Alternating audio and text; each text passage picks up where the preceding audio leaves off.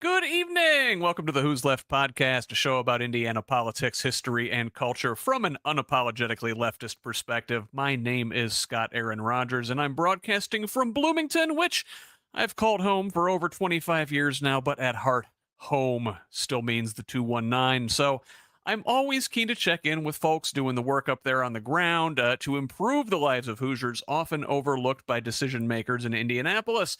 Tonight, we welcome Nick Neal to the show. He grew up in Gary, where his dad worked at U.S. Steel, graduated from Andrean High School, and earned both bachelor's and master's degrees from IU Northwest region through and through. Quoting from his website, professionally, he spent nearly 2 decades working on the front lines with families across Lake and Porter counties, first as a police officer and then as a nonprofit leader focused on preventing child abuse, reducing truancy, addressing domestic violence, and helping families find stability. He's seen the difference it makes when people receive real support and the consequences when systems fail them. End quote. He's running for Statehouse District 19 to bring that experience to a government that, for too long, made sure the system is failing its people. We'll welcome Nick in just a moment, but first, this is an independent progressive media outlet. We need your support. We don't paywall content, we don't charge candidates for interviews, and we certainly don't have billionaire benefactors. We refuse to hide important information behind paywalls in the middle of a political crisis, even to our financial detriment. So please, if you find value in this work, go to progressiveindiana.net and subscribe at the paid level. It's only $5 a month or $50 a year to help us build the infrastructure that will pop the right-wing media bubble in this state. And while a paid subscription is the best way to help us grow and sustain this project, you can help in other ways by liking and sharing on social media, commenting, leaving reviews, providing feedback, and forwarding our content to your people. Get us when you can. Mostly, we just want you here in this community of Hoosiers dedicated to making this state and its government work for all of us, not just the elite few. Please join us. You can follow me on Blue Sky, Instagram, and Threads at whosleft.us and on Facebook, TikTok, and YouTube at Who's Left. Progressive Indiana Network's handle is the full spelled out name on most sites, but on Blue Sky and TikTok, it is PIN Indiana. Please help us grow with a follow wherever you're at. Tell the others. Let's build a radically democratic Indiana together. Now, let's welcome our guest this evening, Nick Neal. Nick, welcome to the show. Hey, how are you, Scott? Thanks for having me. Doing fine. Thank you for joining me here on this lovely summer evening in Indiana. I always like to check in with folks back up in the region. Like I said at the top, when I say home, that is what I mean. All right. So listen, tell the folks a little bit about yourself. You know, I read the bio, but tell us a little bit more about Nick Neal. Okay, so currently I work for Geminus Corporation. I am the vice president for community services, and it's a social service organization. We're helping families in need through child abuse prevention, intervention, domestic violence, casework services. We work with foster care system as well. So kind of my work's life here has been working with others throughout the community and here in the region throughout Lake County and beyond. I currently cover 12 counties in my current role, which is Lake, Porter, Wow. LaPorte, Newton, Benton, Stark, Pulaski, Jasper, St. Joe, Elkhart, Kosciuszko, and Marshall counties. I also teach adjunct instructor for criminal justice. I used to be a police officer early in my career at Indiana Wesleyan. I've done that the past 15 years. So kind of keep myself a little busy here, and I decided I wanted to run for office because I think it's time for a change across District 19 and across the state of Indiana. I think it is time for us to have a better representation. Well, that is certainly the truth, and that is quite a lot of area for one man to cover up there in that job. That's a lot of families that you got to look after, and you know, I think that sort of goes to the way that many of our public services have been diminished, and that leaves folks like you picking up a lot of extra slack on the back end. Absolutely. So, we talked about a little bit. I mentioned your father worked at U.S. Steel. Yes. And you mentioned on your website in your bio that, union steel worker, and this resonates with me. I tell folks that I'm from up that way myself. And, After my parents divorced, my mom's second husband was a steel worker at Bethlehem in Burns Harbor, so I remember right up the Bethlehem. road. Absolutely. And so we in our ways probably shared some of that steel worker culture growing up. Hmm. Went to I don't know if U.S. Steel did some of the same things that Bethlehem did. They have family days and whatever. Now you go in, No, they did. see your Yes. way around the plant. Yeah. Uh-huh. So but talk about growing up in a union household. So growing up in a union household, when it's good, right? And my dad was able to instill hard work, the value of hard work inside of me. I used to love seeing those paychecks every 2 weeks because he would work a lot of doubles. I love the camaraderie he had with his coworkers and colleagues. It was like a big family. I knew most of his shift workers as uncles or aunties growing up. I can remember a time period where they were slow for work, where the union had to, fight for a contract. I was very small then, but I also could tell the difference because my dad busted his butt to be able to put me through school and make sure that I had what I needed through junior high school, and assisted me on the college and grad school as well. So really, that value of hard work sticks with you when you watch your dad work day in and day out. My dad also had another job. He worked security for the hospitals for almost 20 years. So he did that in addition to working in the mill. So hard work, and I always say you pull yourself up by the bootstraps. But currently in this realm that we're in, they're cutting off your ankles and your legs and trying to tell you to keep up, and they're taking your bootstraps at the same time. So we got to do something different. I think back, and without getting too personal and telling folks about our business, but my mom wound up divorcing this man down the road. But boy, those times when we were in that union household, got to take a vacation every year. Nice vacation. We got to have nice things. We had a boat for a while. Got to live that American dream a little bit. And these days, with the attacks on unions, especially since the Reagan era, the way it's been harder here in Indiana since we introduced our right to work law some 20 some years ago, it's been harder to unionize. It's certainly harder, folks in the older industries like the steel mills, they've got their unions. They've been doing that for a while. It's harder than heck to try and create a new union in a new industry. Like now, I talked to,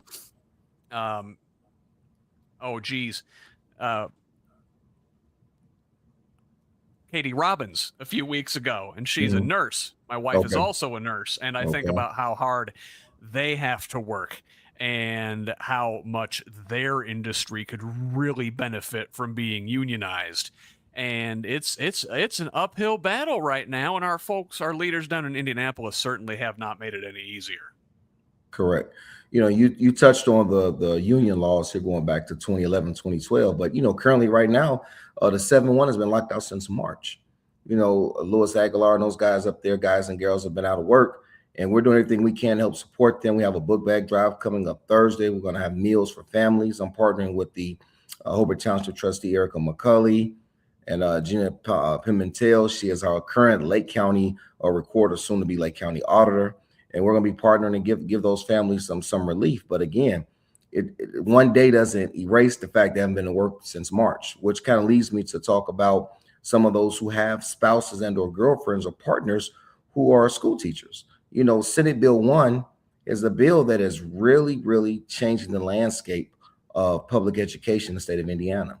We are cutting funding in hopes of property tax relief. But just to give some context or some numbers here, which my opponent Julie voted for, you coming up in the next fiscal year for, let's say, Crown Point schools, that's my biggest coverage area. You're looking at a $6.3 million reduction in their 2027 budget after already cutting a little over $1 million toward the end of the last budget. So those staff changes are going to be massive. You think of cuts to everything from janitorial services to daily operations to teachers, larger classroom sizes.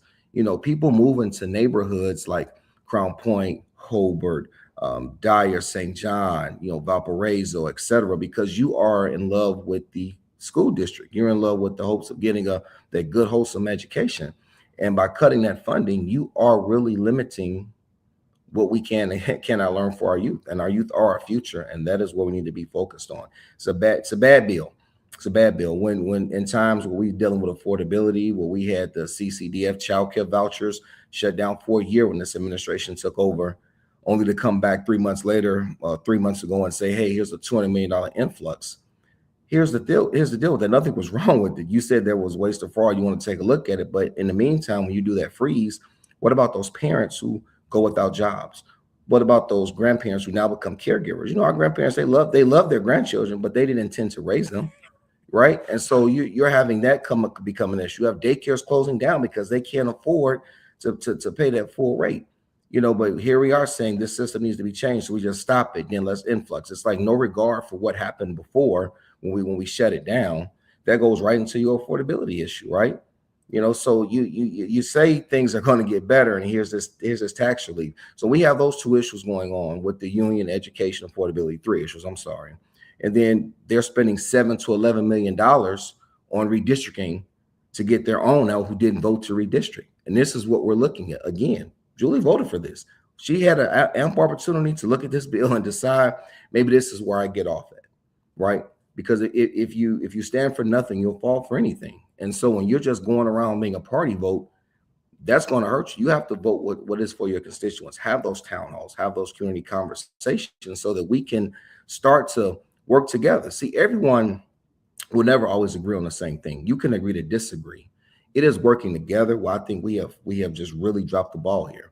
There is a 70-30 split in the House. We need 4 seats for supermajority, but we need more than just getting 4 seats. But I also don't think that one party should be in control. You think for the past 2 decades, the Republican Party have controlled the governor's mansion, the Attorney General's office, Secretary of State, the House, and the Senate. They have a 40-10 split in the Senate. What does that tell you? That every law, everything that's being passed and enacted is coming from one party only. And that is not the way it is intended for us to happen. This is why we need to vote. We need to hold those accountable. We always say if they spend $11 million in a primary to take some of their own out, what in the heck you think they're going to do to us come November? The first thing on the ballot in January, if we don't flip seats, is going to be redistricting. They have 7 of the 9 congressional seats, right? You have Frank Mervan and Andre Carson. They're trying to wipe them out. When they do the redistricting, they're going to take Frank all the way up to Kokomo, right? You're looking at, you see the gameplay. I always say they keep playing chess and we're playing checkers. Yeah, so much there, and that is the thing that we're spending our time on, our leaders in Indianapolis. And meanwhile, Indiana has, among the worst air and water quality in the country. Our schools aren't doing great. Our healthcare is not doing great. And all that is on Republicans because they have been in power in Indianapolis for 20 years now, uninterrupted. They have the ability to do whatever they want down there without Democratic pushback. And, I do think that we're going to break the supermajority in November this year, but still, that's only so much. It's a very, very tall lift to actually retake the House or retake the Senate. Absolutely. But still, small victories, and we can start to undo some of the worst, or at least put up roadblocks. I want to go back to the union thing.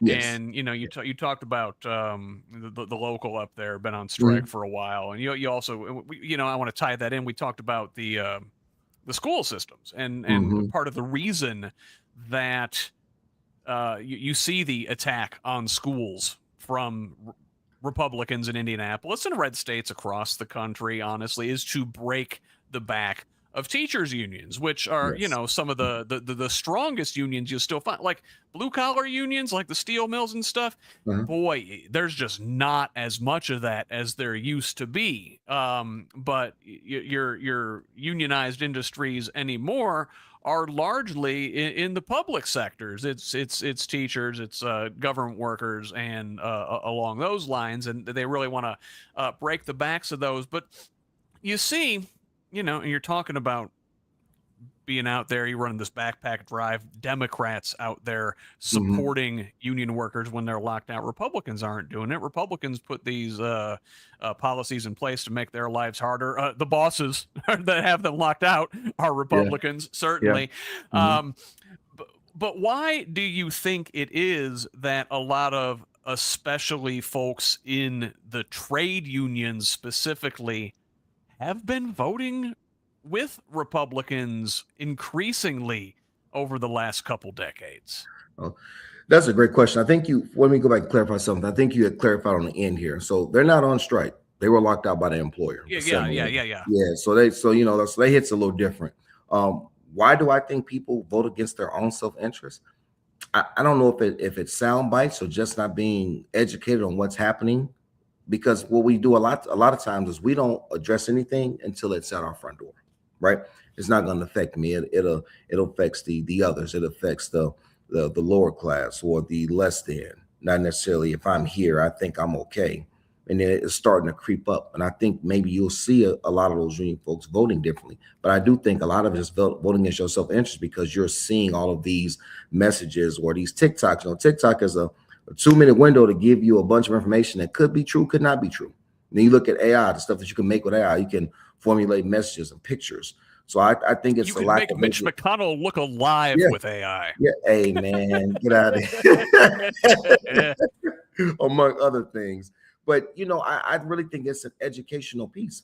And even so, with having these community conversations in people's homes throughout the district, having town halls and libraries, you don't get a lot of people coming out. No one's really trying to hear the real message here. But if I go on TikTok and make a sound bite, and it's true or not true, it'll probably get more clicks or likes than I can get somebody coming to talk to me. And even in this kind of setting tonight. So I think it's just more about educating folks, letting them understand that this affects everybody. I think we fall into a line. We think it's only certain people who are affected that need childcare, that need assistance with groceries or rent. I'm here to tell you that's what I do for a living. And there is no line on who makes the most money that needs help. I've seen people that need help that can make $250,000 or can make $10,000. See, we all need help. Everyone's going to need help. But in this climate, it's just not. Again, when we could have been working on this, we also passed a law that's a misdemeanor to be homeless. Where's that at? I mean, where's the cruelty in some of these laws and things that we're passing, and why? For what? So, you ask yourself that question is, what can be done? Educate, not keep talking. But I really think it's just a lack of understanding what it is that's happening. And maybe they were raised a certain way to think that that's what it is, but it's coming, and these issues are coming soon because now you're seeing it with education coming to your doorstep.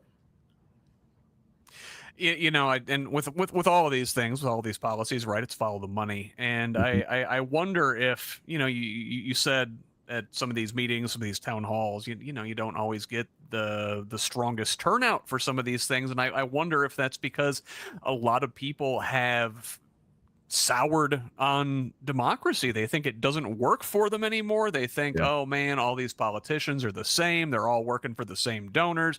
They all talk and talk and talk, and then when they get to wherever they're going, that they don't actually do anything to improve our material conditions. Are you hearing that from folks? I do. I've had people just flat out tell me they don't vote. Some people engage in that conversation as to why, and it's some of the same reasons my vote doesn't count. And I tell them your vote does count. If you vote, it does count. We had a 10% turnout here in Lake County. Some precincts were as high as 15%, but really you're having a 10 to 12% voter turnout. That's a problem. But it's because people they've lost faith in the system. You look, and then this is an off year. There's no president on the ballot, which I'm sure the Republicans are probably happy about. But there's no presidential election, so the turnout could be lower. That's why we're trying to drive up the voter turnout for this.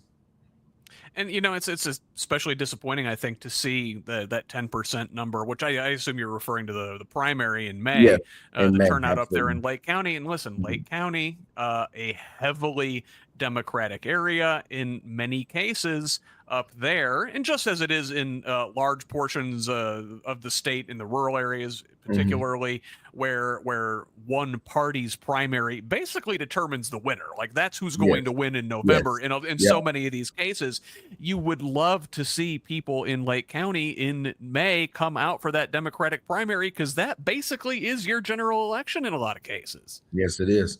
And it unfortunately, we're just not there yet. I'm hoping that we get there. November, we did have some higher turnout for this primary than past primary, but again, 10% is not going to move that needle if we're really trying to effect the change here. So my district is primarily Republican because it was it was chopped up back in 2020 or gerrymandered in 2020 to make. So I'm all over the board. I cover so many areas of communities and rural areas as well. Doesn't stop the hustle, but you understand that you're working an uphill battle with the way they move the district around. Yeah, and this is a classic Republican packing and cracking technique. They try to put as many Democratic voters in compact small areas as they can, and then dilute the others into these wide rural districts, which it sounds like you have largely been drawn into out there in the southern parts of Lake and Porter counties, I imagine. Absolutely. North of 30, it's all concrete. South of 30, you might as well be in Alabama. You're not lying. Hey, listen, I know my way around up there a little bit. But so you said you used to work maybe at the beginning of your career as a police officer. Tell us a little bit about your time. I decided I wanted to change the world when I first came out of college, and so tried my hand at being a police officer up in Hammond was where I did the bulk of my work. I enjoyed it. I enjoyed being working with police officers. I know it's a little bit different today than it was back in the early 2000s, but I truly enjoyed the opportunity and the process to do so. Kind of helped me shape me to who I am today as well. Me leaving the law enforcement world was wanting to expand my career, my education, and work in a field where I could move up the ladder and kind of be where I am today. So I think it worked out pretty good. Listen, and you strike me as like a caring, empathetic guy who's out there trying to save the world and do things like that. You also definitely listen. We've seen far too many examples and far too many prominent places where the policing culture can be kind of toxic. Did you ever run into any their butt heads with some of your fellow officers? Like, hey man, come on, that's not cool. No, actually, I didn't. People kind of tend to work together. It was a great culture, great police culture that I had. So I was fortunate enough not to have to deal with any of those things that I've seen in the news over the years. But I could understand how that could happen, but I never encountered that myself. I want to keep talking about policing a little bit and ask, because this is one of those things. Listen, I'm a leftist, and we are very critical of the carceral state that we have in this country. I think we spend entirely too much money on policing and prisons and things of that nature, and I think a lot of folks agree with me. Now, a few years ago, we ran into these some folks who were calling to like defund the police, and you can say what you want about whether that was the right slogan. I think what folks were trying to get at, and maybe were painted in a different light, was that, hey, maybe we should spend more money on things improving people's lives upstream so there isn't crime downstream that we have to take care of. Maybe we shouldn't like send dudes with guns out to be the first person you see if you're having a crisis. What do you make of the whole defund the police movement, that slogan, what it means to you, and maybe ways we can talk about that on the left that don't alienate people who want to see strong ethical law enforcement and other folks who are critical of the carceral state? How do we thread that needle? So first and foremost, absolutely do not defund the police. So I think that was not a very good phrase to use.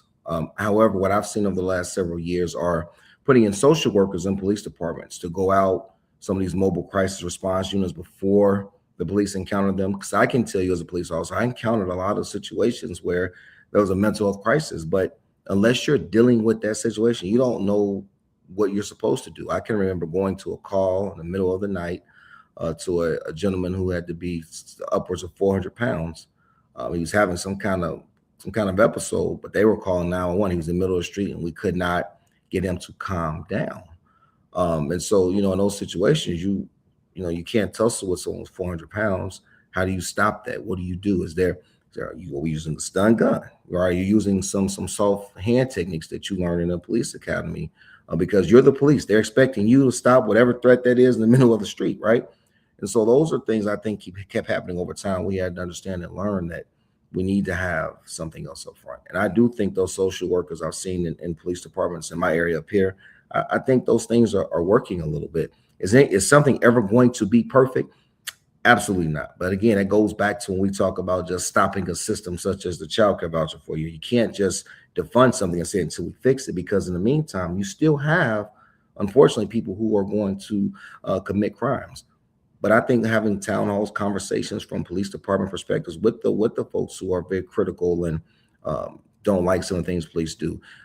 People are going to be people. And so, it's a phrase I used to use when I was a police officer. If you were, a punk before you were the police, your character doesn't simply change because you became the police. You became the punk police because you aren't going to change who you are. See, who you are is your character is you, and your integrity is you. If you're able to fool a hiring board to hire you, hopefully we can weed some of those folks out when they join the police department. But unfortunately, people are people. It's like when we hire somebody, you think you're hiring this great person, and 2 or 3 months into it, you realize, man, some things going on with this individual that aren't about the right. So it's going to keep happening. But I think the conversation, that movement that folks were trying, kind of curbed it a little bit. But there's work to do. It's just about how you phrase it. So it's more than one way to skin the cat, right? I don't think saying defund the police was necessarily the right phrase to use, but having some of those conversations kind of help. It's a nuanced conversation that you can't really reduce to a little slogan that you'd put on your bumper, Right. But you mentioned the standards, and I think a lot of folks would say, the police in their community are generally doing a good job. It's folks they live amongst the folks, but you see things like ICE recently, and they're on this like massive hiring spree. They just want to get folks in and get them in there and get them out on the street.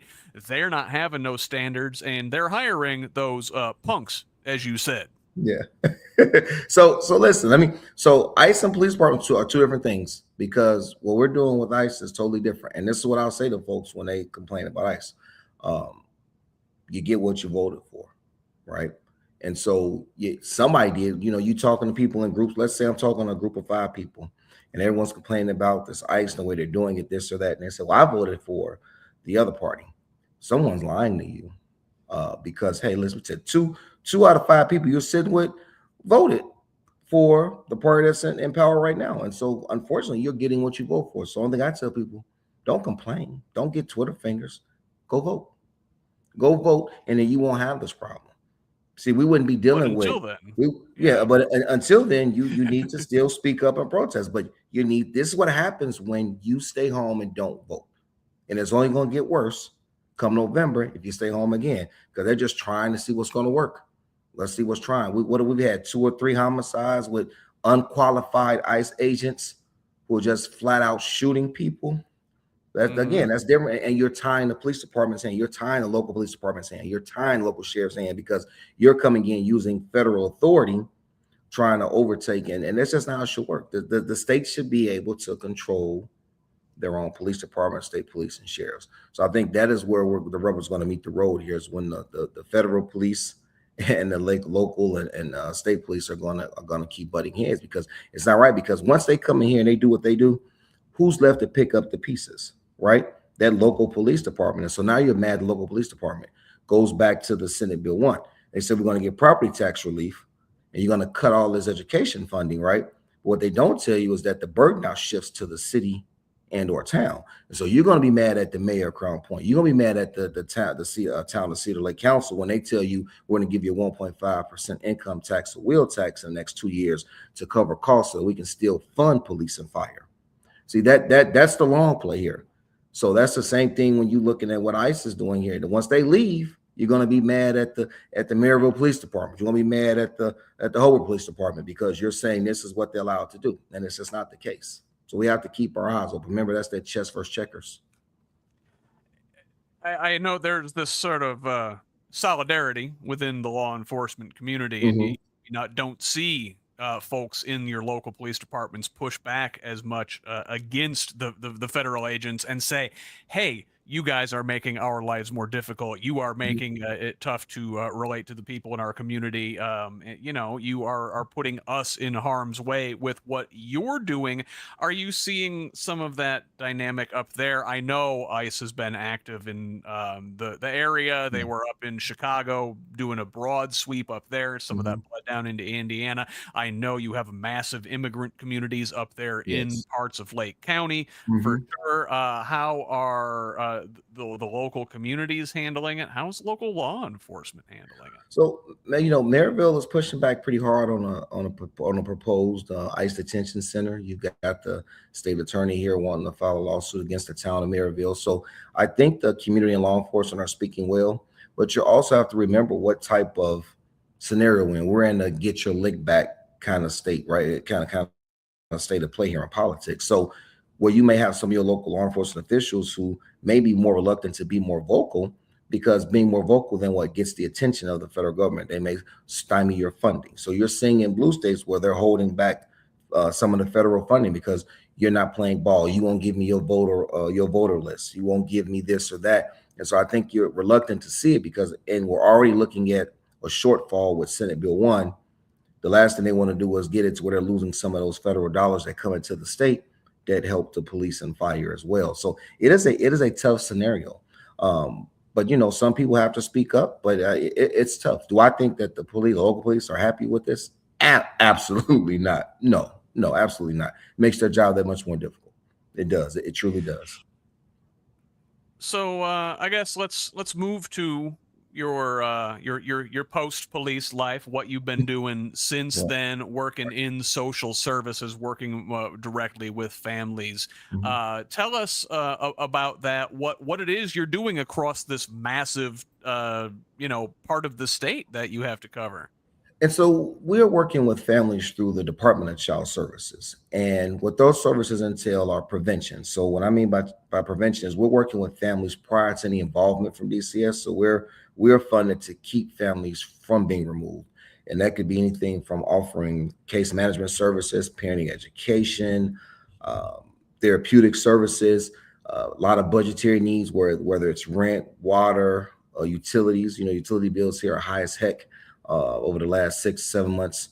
And so those are the kind of services we're kind of putting into the home. It's a quick program, 90 days or less in and out to help those families kind of keep on track. We have some intervention programs too with domestic violence. We hold one of the only 2 certified batterers intervention programs in the county up in Lake, where we're working with men and women who have been accused or convicted of domestic violence. And they have to go through a 26-week curriculum in order to receive their certificate to stay out of jail, get off probation. And we work with the foster care system too. We have kids who are never going to go back to their original home, and they're going to grow up in the system from age 16 to 23. And we're there for them every step of the way, starting them at age 16, getting them out of high school, hoping they get into college and or trade, but they are with us until the age of 23 years of age. We run a truancy program as well. And we also run basic home-based services for fathers who are trying to get back involved in their children's lives, helping establish paternity and DNA testing, visitation. So it's a gamut of a lot of services that we're able to offer for families, and we've been able to do so the past 17 years I've been with Geminus. You said that you get involved with families kind of before DCS gets involved. How do how do they know to get a hold of you, or how are you put in touch with them? Like at what point does your institution become involved with these families?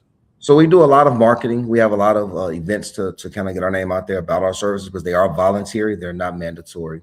But we also get referrals through our partner, which is Department of Child Services, local schools, hospitals. It's anyone that can refer. This is why we're in the community so much with different programs. So we just had a big book bag giveaway with free haircuts, resources, face painting, food trucks to kind of get the families out, but they kind of know who we are. So we've been doing those type of events for the past 17 years as well. We do an event with Santa, and we partner with the Department of Child Services for those type of events for the community, so people know who we are and how to get a hold of us. you've been at this for a while. It Mhm. sounds like. Has the need for your services picked up in this last year as we're seeing more cuts to the social safety net here in Indiana? Absolutely. And it's heartbreaking because you can't help everybody. Once you were once seeing NIPSCO bills, it's like $800,000, $900,000. We're seeing NIPSCO bills in upwards of 2,000. And you can only help Jeez. so much because I can't, if I give your bill 2,000, I can't help the next two or three because I have to stay within a certain limit. So the more I can help, they'll apply towards the bill. And in some cases, even applying a balance on that bill isn't going to help. Rent is high. I think one bedroom apartments up here are going somewhere between $1,400 and $1,500 for a one bedroom.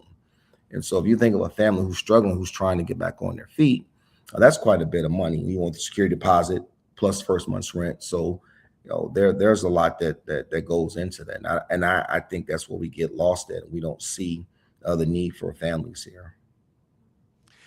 I what you're doing is so important up there. I think a lot of times we talk about here in this space dealing with problems upstream, right? We're talking about policing and incarceration, and it's inevitably both cheaper and the more humane thing to do is to catch these problems before folks need to deal with the police. And I Right. think also, what you're doing, great services to deal with people on a human level and help them with their problems before they run into like a crisis situation.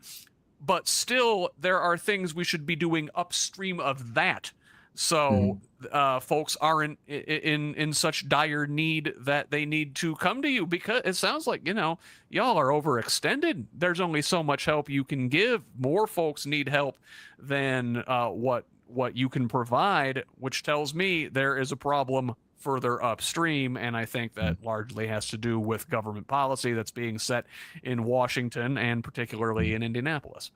Absolutely. You hit on the head. You only have so much funding, and they're telling you to do more with less while they do what they want. So what, let's say you Mhm. win come November and you Mhm. make it to Indianapolis, and hey, let's even just pretend that Democrats are able to secure a majority Mhm. in the state house. Wishful thinking, right? But Right. what do we need to be doing? At the very least, what do we need to be proposing and talking about as Democrats to solve some of these upstream problems, so folks aren't in such dire need that they're coming to you in desperation? Man, it's a lot. I'm gonna really go back to that first one being my Senate Bill 1, repealing that education bill, because I think it ties directly to the affordability piece as well. We can't afford to freeze childcare vouchers. We can't afford to cut funding for Medicaid, which we've done. We've got 11,000 people sitting on a Medicaid waiver list. We thought it'd be a great idea. Not us. They thought it'd be a great idea to freeze this program and try to break it into two for those 59 years and older. And those folks are struggling. When you have the caregivers who are not getting paid, you're having long wait times getting to the doctor to see somebody, because we're looking at a waste problem. We think we need to redo the system. So in the meantime, let's shut it down.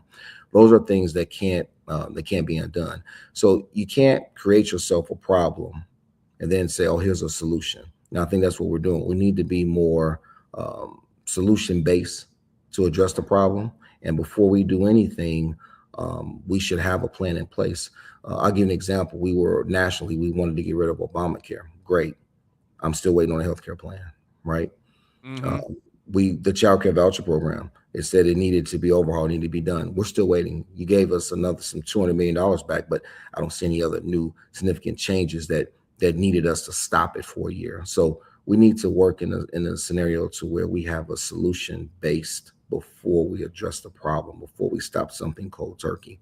People don't stop smoking cold turkey, right? People don't stop drinking cold turkey, right? There's a process to everything, and we lack a process right now. We just go do it because we can and because there's no one to stop them from doing it. And come November 3rd, we're going to stop that. So, Senate Bill 1, the property tax bill from 2025, was the big one that you're talking Mhm. about. We've seen so many school districts across the state. They have to go, begging their citizens in their local Mhm. communities for this referendum money, and it's all very patchwork on a case-by-case basis. And it's very hard, I think, when citizens are struggling, as a lot of folks are now, with high rent and high electric prices and high gas prices and high everything else, Right. to vote themselves a tax increase, even though it will benefit their community in both the short and the long terms. Mhm. And so you have this, cascading effect where we are increasingly defunding our local schools.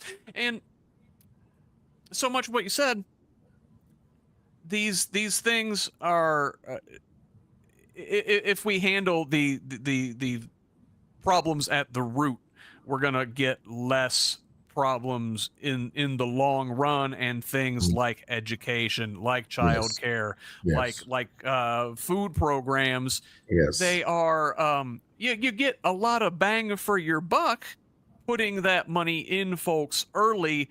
You Mhm. don't need to spend it on patchwork things later: bill assistance, policing, incarceration, um, everything downstream. It winds up being infinitely more expensive. So it's also like not fiscally conservative, and I think that's what these folks, they tout themselves Mhm. as fiscal conservatives. Right. It's ironic. I don't know. Make it make sense. I can't. They told you property tax relief. You look at a $350,000 home, their property annual tax assessment would have been somewhere $474. I mean, you're not saving a whole lot of money here, right? So, at the expense of education, I just think we could have found another way to reroute that funding. I really do. I've been trying to research, just even trying to find a point of reference to maybe understand why my opponent thought this was a good idea. And I just can't find one. I just can't. It makes this bill makes absolutely no sense to any common sense person or common sense individuals or working class families as to why we would do this to each other.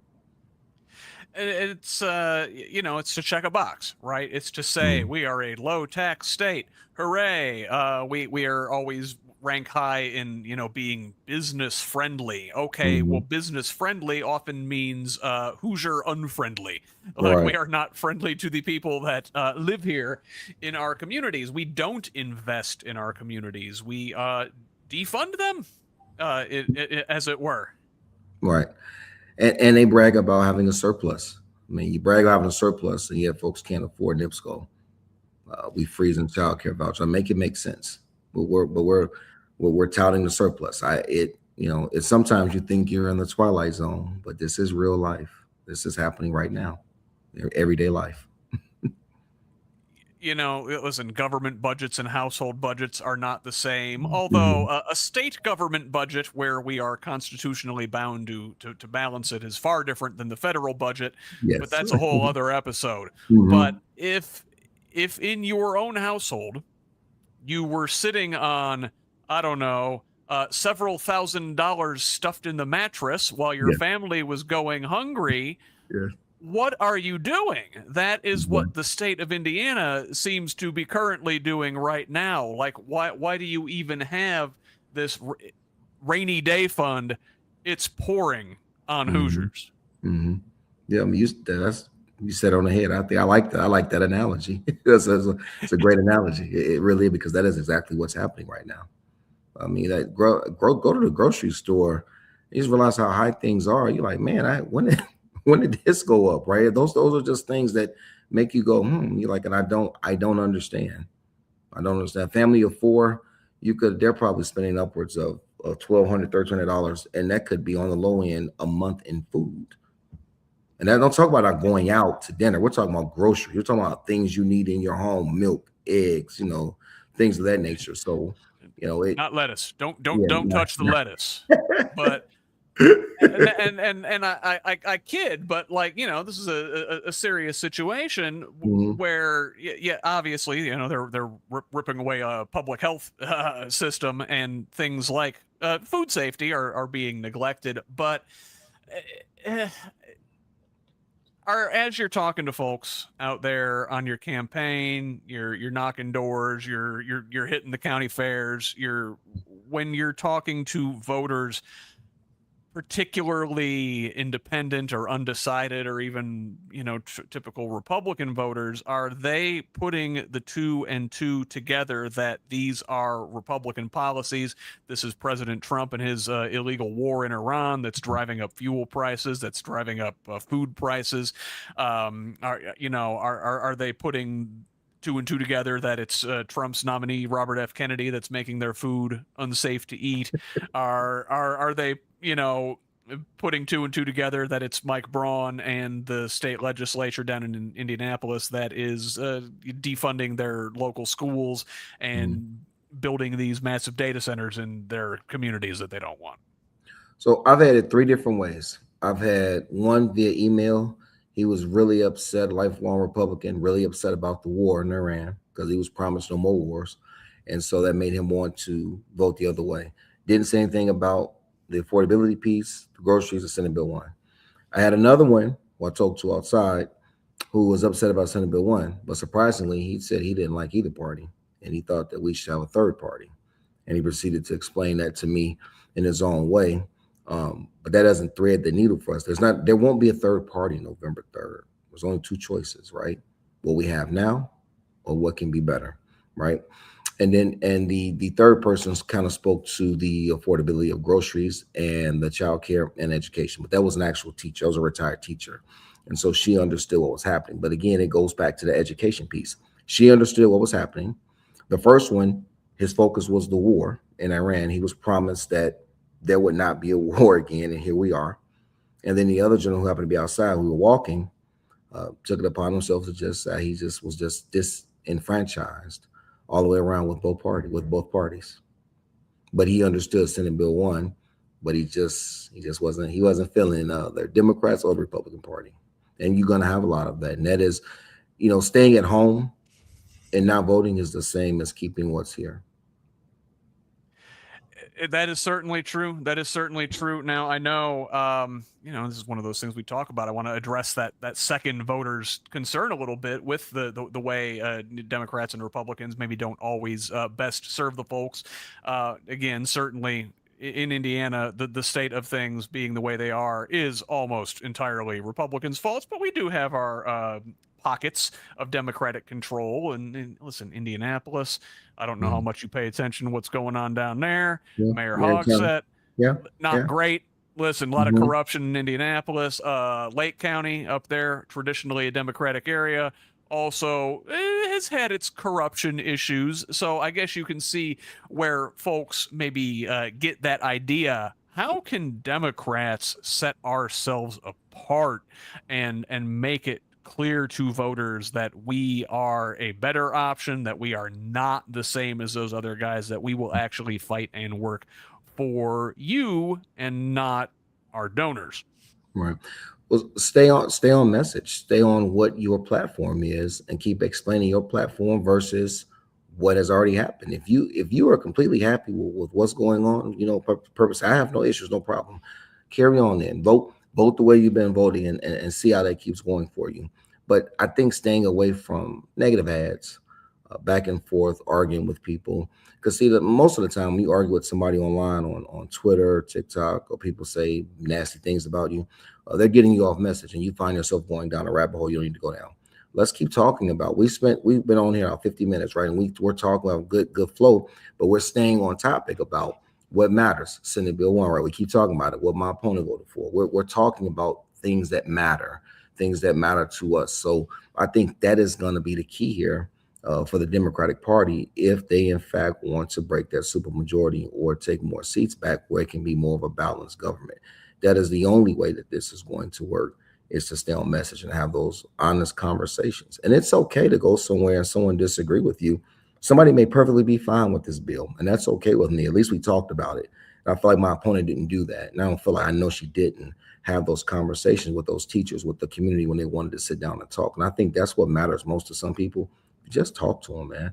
I get emails. As long as they're not nasty emails, I respond myself. I don't have anybody from the campaign respond. I'll call you myself and have a conversation so we can discuss the issue, because we could still disagree on some things. Two things can be true at the same time, you know, and so I think we just have to be okay with that. We've gotten away from civility, and I don't know why we have to get so nasty so quickly. It doesn't need to be. The other thing is inner fighting within the party. You can't have that either. You got to support each other. You must support the candidates if you are going to want to change the supermajority. You know, the Republican Party always rallies around each other. They could be wrong as two left feet, and they're going to still rally around each other. And we have to do a better job of that. I mean, not always. They have their own fights, as we see with they're tossing Rod Bray overboard out of the Senate right now, and they got a far right guy coming up behind him that we got to make sure we prevent that from happening. But that's a good point. Right. Yeah. So even in the primaries, right, they overthrew their people, right, but to put some more people who are more in line like them. You know, when we doing the fighting at times, we're just fighting because we just want the power. We want the seat. They have a mission in mind. Their mission is to redistrict, which again, my opponent voted for. So they have a very, very unique plan of action that they're trying to do here by doing what they're doing. And so I'm watching each piece. I saw each piece go by. I know what they're trying to do. Come November 3rd, that's what they want to do. First thing on the ballot and first thing on the agenda in the state session in January. Yeah. So, I guess, Nick, we've only, got a little bit of time here left this evening. What did I miss? What else are the folks up in your area talking about that maybe I didn't ask you about tonight? I know so much comes back to affordability. I think kind of hit on really what the platform is here. I really want us to get that 7-1 back to work. That union household. Speaking about growing up, that really matters to me. That tugs at my heart to be able to see these guys and girls not working, and we need to figure out a way to get them back and keep supporting them, because it doesn't like it's going to end anytime soon. This corporation looks like they're digging their heels in, but we need more pressure. And we said that I thought it was funny that the Republican Party was out there marching with them. How you vote to strip some of their rights away here, and then you put up a sign and march with them. I know that the union wants to be nonpartisan and take all the support they can get, but come on, man. Come on. You voted for this stuff. You support these policies, and then you want to come and walk with me? I don't know about that. I don't know about that. You breaking them out and rob mouse, you want to come over and be my friend and sit on my deck and have a cigar. I mean, that makes no sense to me at all. It's very, very cynical.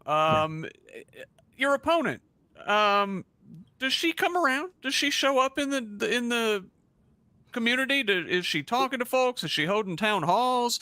We just had an empty chair town hall down here for our congresswoman. A different level of government, but my congresswoman has not held a town hall. She's almost served two full terms. She's never actually faced her constituents here. Is your opponent up there in the Statehouse actually talking to her voters? Hey, man, when you see one, you let me know. I've yet to see her have a town hall of any sort. She came to a candidate forum I was in before the primary. That's the last time. I know she marched in the parade, but it'd be nice for her to have a town hall to discuss the issues and take questions from all, not just your base, from all. Open up and have a conversation. It might be beneficial for her. At this point, you've gone so long without it. Are you hiding something? Are you afraid of explaining? If you vote for something, put your chest out. Put your chest out. Says this is what I voted for. Like, this is what you do, instead of running attack ads. And her camp has not done that to me per se, but I've seen other camps where you run attack ads or you're trying to stay on message or points. And my thing with that is that the Republicans will do that up until election day, because the comfort of blame is easier than the burden of responsibility, and that's what they do. Well, they may not have gone negative yet, but they will. They always do. You'll see the mailers come out like in the last couple of weeks before before the election. It's coming. So Nick, before we leave here today, I want to make sure you give the folks an opportunity to tell people where they can reach you, Yeah. how they can find you online, where are Yes. your social media handles, what's Mhm. that Act Blue, how can Yep. folks maybe Yeah. help you out, Absolutely. volunteer, donate, all that good stuff. So I appreciate you saying the Yak Blue. We have a campaign page on Facebook of votenickneal.com. And that is also my website. I have a email address. It is nick@votenickneal.com. That is nick@votenickneal.com. You can access the Yak Blue from my website page. You scroll down to the donate and you can click on that. My campaign page has a lot of content. It'll have this content on it, not tonight, tomorrow. All of my upcoming events, my next town hall. I'm having a town hall on August 27th for the St. John Democrats out in the south part of there in the library in the evening on there. I have a fundraiser August 25th. It's called Cigars and Conversations at Karma Cigar Bar here in Merrillville. So, then we're going to be walking some blocks this month again. So some neighborhoods. So we're gonna be out there. So you can go and volunteer, sign up, donate, reach out. We have additional questions that we didn't get to talk about here today. Will be awesome as well. And thank you for having me and being able to give me a platform to discuss my campaign and what we're all about. Absolutely, we are pulling for you. We always like to, like I said, 219 is home to me, however long I've been down here. So Right. I always like to see good people up there in the region doing the work, doing their thing to improve the lives of Hoosiers that are far too often overlooked. Nick, hang tight. I'm going to send you backstage. I want to Okay. say goodbye and thank you off mic after we wrap up here. Okay. But for now, I'm going to thank you and say I appreciate you being here with me tonight on the Who's Left podcast. All right. Thanks for having me, man. All right, folks. That once again was Nick Neal. He is the candidate up there for the Democratic Party in the 19th Statehouse district up there in Southern Lake and Porter counties in the northwest part of the state. If you missed any part of tonight's program, it will be available immediately on Facebook and on YouTube. Full show notes and the podcast version will publish first thing in the morning at progressiveindiana.net. You can find all of my work there as well as that of other left-leaning Hoosier voices, and we can't do it without your support. So please consider contributing to Who's Left and the wider network with a paid subscription if you're able. This independent media project relies solely on the generosity of kind patrons like you to make this information available for free to everybody. Again, that's at progressiveindiana.net. We can also really use a follow on social media at Progressive Indiana Network on Facebook, Instagram, and Threads. Please subscribe to our YouTube channel at the same handle. And over on Blue Sky and TikTok, we are at PIN Indiana. Sunday morning, I will be live, as I am every Sunday morning at 10:30 a.m. for Who's Left This Week, Indiana's only unapologetically progressive Sunday morning politics show. My guests this week are Lafayette area progressive organizer Aaron Moon Walker and Statehouse 38 candidate Nate Stout. We will discuss the week's top Indiana stories, plus U.S. and international news through a Hoosier lens. Tune in on YouTube, Facebook Live, or on Substack Live on the Progressive Indiana Network channel. Thanks again to Nick for being here with me tonight, and thank you for watching. Connect with me online at whosleft.us on Blue Sky, Instagram, and Threads, at Who's Left on all the rest. Direct message me at any of those sites with feedback, tips, ideas, and concerns, or email me at scott@whosleft.us. Last thing, please forward the show to a friend and have them pass it on to. Let's keep building this project and a truly democratic state, one conversation at a time. Until the next one, this has been the Who's Left podcast. I'm Scott Aaron Rogers. Love each other, Indiana.